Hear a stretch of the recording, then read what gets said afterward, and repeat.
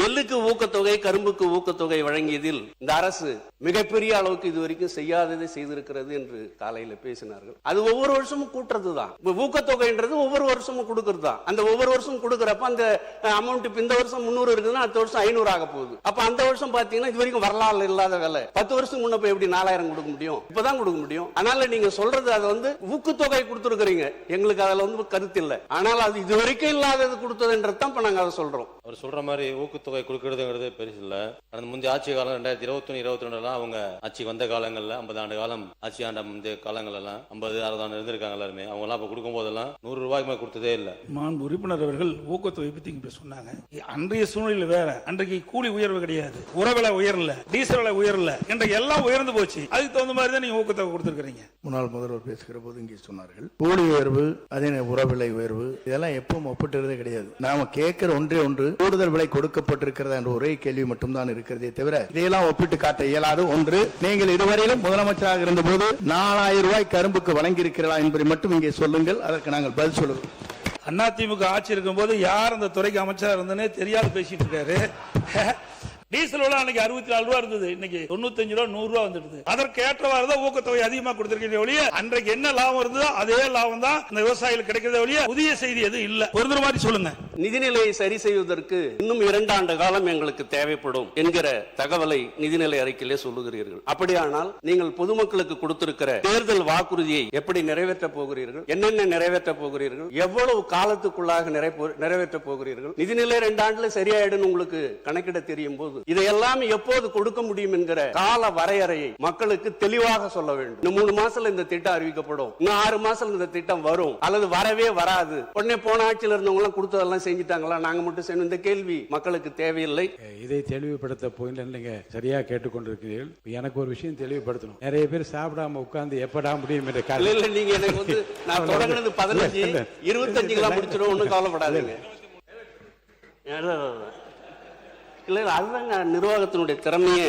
ரொம்ப கடுமையா நம்ம பதில் சொல்ல முடியாத கேள்வி வரும்போது அதை திருப்பி விட்டுறது, இல்ல ஏதாவது ஒரு பதில் சொல்லி திருப்பிட்டு அது ஒரு புத்திசாலித்தனமான நடவடிக்கை தான். அது எப்பவுமே அது கரெக்ட் தான். ஏன்னா நம்ம கிட்ட பதில் இல்லைன்றப்ப அதுக்கு பதில் சொல்லி சிக்கலை உண்டு பண்ணிக்கிறத விட திசை திருப்பி விட்டுட்டா நல்லது. அது நான் காலையில இருந்து இல்லை, இப்ப இந்த அவை தொடங்கினதுல இருந்து பாக்குறேன். பேசுறவங்க 10 நிமிஷம் பேசணும், 30 நிமிஷம் பதில் சொன்னாங்க. நான் ஒரு 5-6 கேள்வி தான் கேட்டேன், ஒருத்தர் கூட பதில் சொல்ல. பதிலை பெற்று இந்த நாட்டு மக்களுக்கு நான் கேட்ட கேள்விகளுக்கு உண்டான பதிலை பெற்று தருமாறு அன்போடு கேட்டுக்கொண்ட வாய்ப்புக்கு நன்றி தெரிவித்து நிறைவு செய்கிறேன். வணக்கம். வேளாண்மை துறை நிதி அறிக்கையில 5 ஏக்கருக்கு குறைவாக உள்ள விவசாயிகள் பெற்றிருக்கிற குறு சிறு விவசாயிகள் பெற்றிருக்கிற கடனை தள்ளுபடி செய்வதாக அறிவித்திருக்கிறீர்கள்.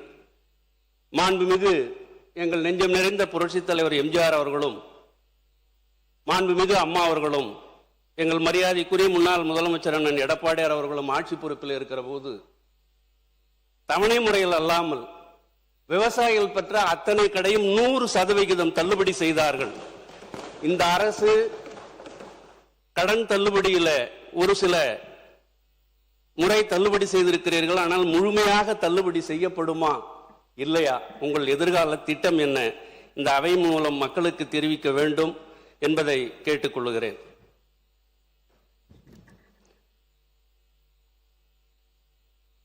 மேட்டூர் அணை திறப்பு எப்போது என்பதை அறிய விவசாயிகள் எதிர்பார்த்து காத்திருக்கிறார்கள். நீங்கள் அதை முன்கூட்டியே அறிவித்தால்தான் இந்த விதை விரைப்பு நேரடி விதை செய்ய தயார்பாவார்கள். பயிர் சாகுபடிக்கான எல்லா விவசாய முன்கூட்டியே எடுக்கப்பட வேண்டிய நடவடிக்கைகளை எடுப்பதற்கு உதவியாக இருக்கும். எனவே எப்போது திறக்க முடிவு செய்துள்ளீர்கள் என்பதை இந்த அவைக்கு தெரிவிக்குமாறு கேட்டுக்கொள்கிறேன்.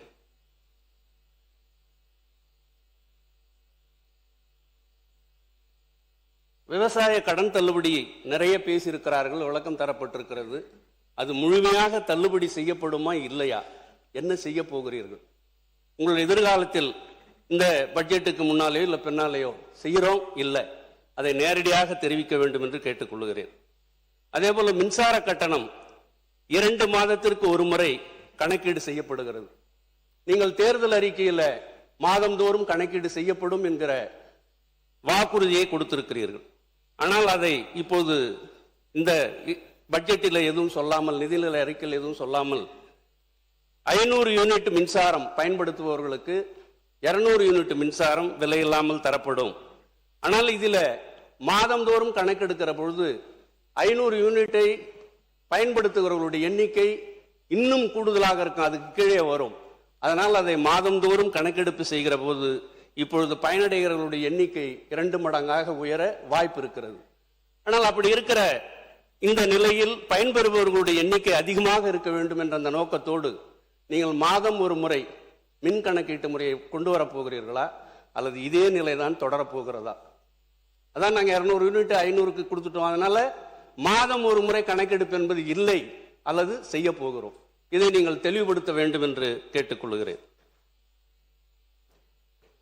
அரசு கடன் பெறுவது சம்பந்தமாக நிறைய விவாதங்களும் விளக்கங்களும் தரப்பட்டிருக்கிறது. இந்த அவையில் நாங்கள் தெரிந்து கொள்ள விரும்புவது, மக்கள் தெரிந்து கொள்ள விரும்புவது, அரசு கடன் வாங்குகிற போது மக்களுக்கு அது நிதிச்சுமையை ஏற்படுத்துகிறது, அதனால் நல்ல பல திட்டங்களை செய்வதில் சிக்கல் இருக்கிறது என்றெல்லாம் மிக நல்ல விளக்கங்களை தருகிற நீங்கள் 20,000 கோடி ரூபாயை கடன் பெற்றிருக்கிறீர்கள். இனிவரும் காலத்தில் உங்கள் ஆட்சி இருக்கும் வரை நாங்கள் கடன் பெறப் போகிறோம் இல்லை, அதை தெளிவுபடுத்த வேண்டும். கடன் 20,000 கோடி வாங்கியிருக்கிறோம், நாங்கள் ஏற்கனவே வாங்கினதை விட கம்மியாக வாங்குறோன்ற விளக்கம் பொருத்தமாக இருக்காது. கடன் வாங்குறோம் இல்லை, வாங்குவது சரியில்லை, மக்கள் மீது அது ஒரு சுமையை ஏற்படுத்துகிறது என்ற ஒரு வாதம் உங்கள் தரப்பிலே இருந்து நேர்மையாக வைக்கப்படுமானால் நீங்கள் கடன் வாங்க போகிறீர்களா இல்லையா? இந்த குழு எல்லாம் போடுறது அது நிதி வருவாயை பெருக்குவதற்காக குழு அமைக்கும் போதே சொல்லுவாங்க, குழு கடன் வாங்கலாம், அது வருமானம் அதிகமாகும் போது கடன் வாங்குங்கன்னு சொல்ல போறாங்க. இதை போய் ஒன்றும் பெருசா அந்த குழு அறிக்கை கொடுத்துதான் தெரிஞ்சுக்கணும்னு அவசியம் இல்லை. கடன் வாங்குவதற்காக போடப்பட்ட குழுவா அல்லது கடனை வாங்காமல் இருப்பதற்காக அந்த குழு நியமிக்கப்பட்டிருக்கிறதா என்பதை இந்த அவைக்கு தெளிவாக சொல்ல வேண்டும். நிதிநிலையை சரி செய்வதற்கு இன்னும் 2 ஆண்டு காலம் எங்களுக்கு தேவைப்படும் என்கிற தகவலை நிதிநிலை அறிக்கையிலே சொல்லுகிறீர்கள். அப்படியானால் நீங்கள் பொதுமக்களுக்கு கொடுத்திருக்கிற தேர்தல் வாக்குறுதியை எப்படி நிறைவேற்றப் போகிறீர்கள்? என்னென்ன நிறைவேற்றப் போகிறீர்கள்? எவ்வளவு காலத்துக்குள்ளாக நிறைவேற்றப் போகிறீர்கள்? நிதிநிலை 2 ஆண்டுல சரியாயிடும் உங்களுக்கு கணக்கிட தெரியும் போது இதையெல்லாம் எப்போது கொடுக்க முடியும் என்கிற கால வரையறையை மக்களுக்கு தெளிவாக சொல்ல வேண்டும். இன்னும் 3 மாசத்துல இந்த திட்டம் அறிவிக்கப்படும், இன்னும் 6 மாசத்துல இந்த திட்டம் வரும் அல்லது வரவே வராது, உடனே போன ஆட்சியில் இருந்தவங்க எல்லாம் கொடுத்ததெல்லாம் செஞ்சிட்டாங்களா, நாங்க மட்டும் செய்யணும், இந்த கேள்வி மக்களுக்கு தேவையில்லை. நீங்கள் என்ன செய்ய போகிறீர்கள் என்பதை கால நிர்ணயம் செய்து எப்போதெல்லாம் அந்த நிதிநிலை அறிக்கையில் சொல்லப்பட்டிருக்கிற வாக்குறுதிகள் நிறைவேற்றுவதற்குண்டான வாய்ப்பு இல்லை. அப்படியானால் எப்போது இதை தெளிவுபடுத்துமாறு கேட்டுக்கொள்கிறேன்.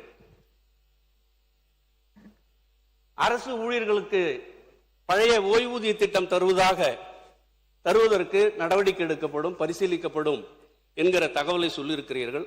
அந்த ஓய்வூதிய திட்டத்தை நிறைவேற்ற பரிசீலிக்கும் என்று சொல்லுகிற நீங்கள் இந்த நிதிநிலை அறிக்கையில் அரசு ஊழியர்கள் ஆசிரியர்களுக்கு வழங்கப்பட்டு வரும் ஓய்வூதியம் மற்றும் ஓய்வூதிய கால பலன்களுக்கு ஒதுக்கீடானது 14,000 கோடி குறைக்கப்பட்டுள்ளது என்று அரசு ஊழியர் ஆசிரியர் சங்கங்கள் சொல்லியிருக்கிறார்கள்.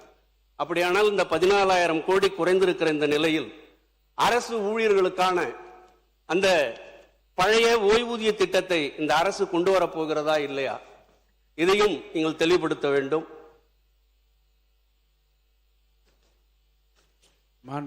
உறுப்பினர் நிறைய விஷயங்களை இதை தெளிவுபடுத்த போயில நீங்க சரியா கேட்டுக்கொண்டிருக்கிறீர்கள். எனக்கு ஒரு விஷயம் தெளிவுபடுத்தணும். நிறைய பேர் சாப்பிடாம உட்கார்ந்து எப்படா முடியும் என்ற காரணம் நீங்க எனக்கு நான் தொடங்குனது 15 25 முடிச்சிடும், ஒன்றும் கவலைப்படாதீங்க.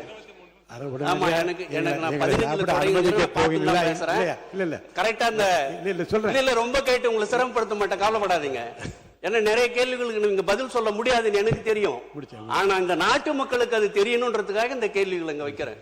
நீங்க வெறும் விவாதம் மட்டும் போதாது, ஒரு தீர்வு என்பதற்கு சரியான பதில், அதற்கான அணுகுமுறை, அதற்கான திட்டங்களை இந்த மக்களுக்கு தெளிவுபடுத்த வேண்டிய கடமை அரசுக்கு இருக்கிறது. அந்த கேள்வியை கேட்க எனக்கு இங்க அதுக்குதான் எங்களை அனுப்பி இருக்க. இல்ல, ஒரு நகைச்சுவைக்காக சொன்னேன். இதை செய்ய போகின்றா இல்லையான்னு பதில் கேட்டீங்க. உடனடியாக அனுப்ப போகின்றா இல்ல என அந்த கேள்வி உங்கள் முன்னாடி விரைவில் முடிக்க கோருகிறேன். சொல்ற மாதிரி சொல்லிட்டேன். நான் 10 நிமிஷம் தான் எனக்கு கொடுத்த டைம்ல கண்டிப்பா நான் முடிச்சிருவேன்.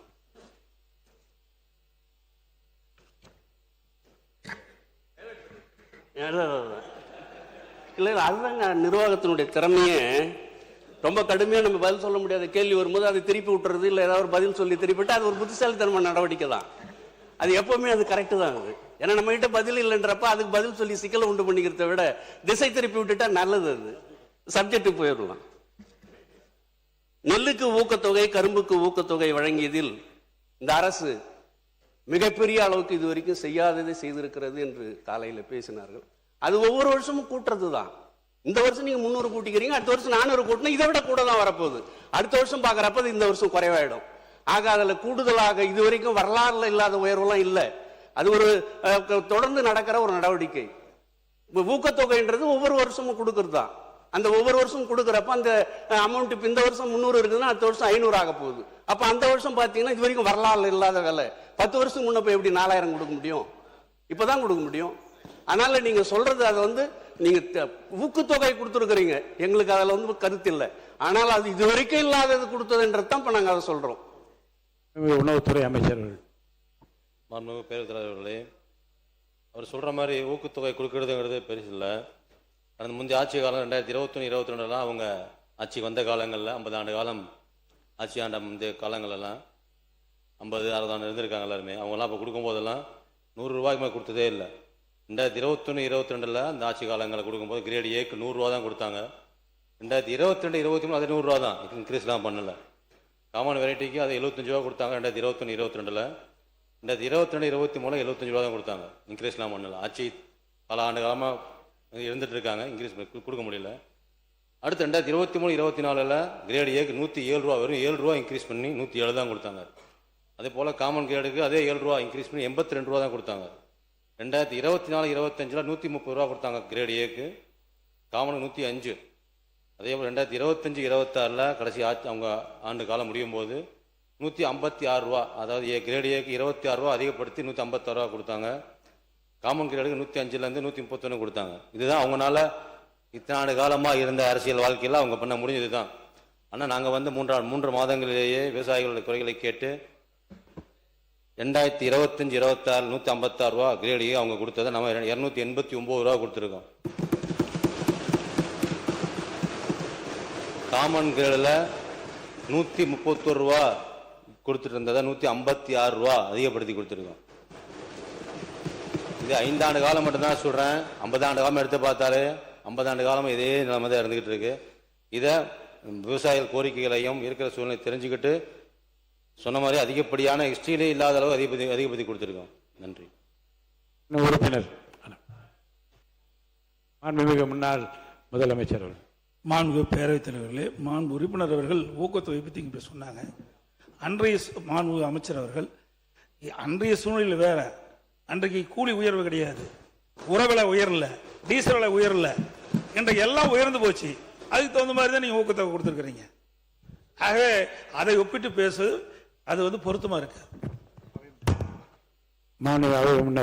மாண்பு பேரவைத் தலைவர்களே, மாண்பு முன்னாள் முதல்வர் பேசுகிற போது இங்கே சொன்னார்கள், கூலி உயர்வு, அதே உரவிலை உயர்வு, இதெல்லாம் எப்பவும் ஒப்பிட்டுறதே கிடையாது. நாம கேட்கிற ஒன்று கூடுதல் விலை கொடுக்கப்பட்டிருக்கிறதா என்ற ஒரே கேள்வி மட்டும்தான் இருக்கிறதே தவிர இதையெல்லாம் ஒப்பிட்டு காட்ட இயலாது. ஒன்று, நீங்கள் இதுவரையிலும் முதலமைச்சராக இருந்தபோது 4000 ரூபாய் கரும்புக்கு வழங்கியிருக்கிறீர்களா என்பதை மட்டும் இங்கே சொல்லுங்கள், அதற்கு நாங்கள் பதில் சொல்லுவோம். முன்னாள் முதலமைச்சர் அவர்கள். மாண்பு பேரவைத் தலைவர்களே, அதிமுக ஆட்சி இருக்கும் போது யார் அந்த துறைக்கு அமைச்சராக இருந்தனே தெரியாது பேசிட்டு இருக்காரு. ரெண்டாவது, ஒவ்வொரு ஆண்டு வருகின்ற பொழுது 20வது ஆண்டு, இன்னைக்கு 26வது ஆண்டு, 2020, 2026, அதுக்கு இடைப்பட்ட காலத்தில் இன்னைக்கு பல மாறுதல் ஏற்படுது. நான் ஏற்கனவே சொன்ன கூலி உயர்வு ஏற்படுகிறது, உரவிலை உயர்ந்தாச்சு, டீசல் விலை அன்னைக்கு 64 ரூபா இருந்தது, இன்னைக்கு 95 ரூபா 100 ரூபா வந்துடுது. அதற்கு ஏற்றவாறு தான் ஊக்கத்தொகை அதிகமாக கொடுத்திருக்கிற ஒழிய அன்றைக்கு என்ன லாபம் இருந்ததோ அதே லாபம் தான் அந்த விவசாயிகளுக்கு கிடைக்கிறத ஒழிய புதிய செய்தி எதுவும் இல்லை. பொருந்துற மாதிரி சொல்லுங்க. ஒரு கதையை மாற்றி மாற்றி சொல்லக்கூடாது, முதலே தெரிஞ்சுக்கல. மாற்றி மாற்றி உறவிலை ஏறிவிட்டது, உறவிலை ஏறிவிட்டது, உறவிலை ஏற்றுவது, கூலி விலை ஏறிவிட்டதெல்லாம் சொல்லிட்டு கதையை சொல்லிட்டு, நாங்கள் ஏற்றி இருப்பது கூடுதலாக மானியத்தை ஏற்றி இருக்கிறோமா இல்லையா என்ற கேள்விக்கு தான் நீங்க பதில் சொல்ல வேண்டுமே தவிர இதையெல்லாம் சுட்டி காட்டி அதனாலதான் நீங்க ஏற்றிருக்குன்னு சொல்ல முடியாது. அப்படி சொல்லியிருந்தால் ஒவ்வொரு ஆண்டும் அது போன்ற பல்வேறு மாற்றங்கள் ஏற்பட்டிருக்கிறது. இதே போல உங்களுக்கு தெரியும், உர பற்றாக்குறை வருகிற போது தமிழ்நாட்டிலே எங்கும் உரம் கிடைக்கவில்லை என்ற நிலையில கூட அன்றைக்கும் இதே மானியத்தை தான் நீங்கள் உயர்த்தினோமே தவிர வேறொன்றும் இல்லை. இப்போது புரிந்து கொண்டால் சரி. மாண்பு உறுப்பினர், விவசாயிகள் போராட்டம் தொடர்பாக நாங்கள் அறிவிப்பு கட்சி சார்பாக அறிவிச்சிருக்கிறோம். எங்கள் பொதுச் செயலாளர்களுடைய அறிவிப்பிலே பார்த்தீங்கன்னா சென்னையை தவிரன்னு வரும். அதனால் நம்முடைய உணவுத்துறை அமைச்சர் வந்து சென்னையில் குடியிருக்கிறதுனால A to Z வந்து இன்னும் கொஞ்ச நாள் சென்று கற்றுக்குவார். இப்போ எனக்கு தெரியல. இந்த நடப்பு ஆண்டில் விவசாயிகள் நெல்லுக்கு பயிரிடுகிற அடி உரம் இருக்கு இல்லையா, 20க்கு 20 பாமணி 20-20ன்னு பேர், ஒரு மூட்டை 50 கிலோ எவ்வளோ உயர்ந்திருக்கு தெரியுமா? 650 ரூபா உயர்ந்திருக்கு.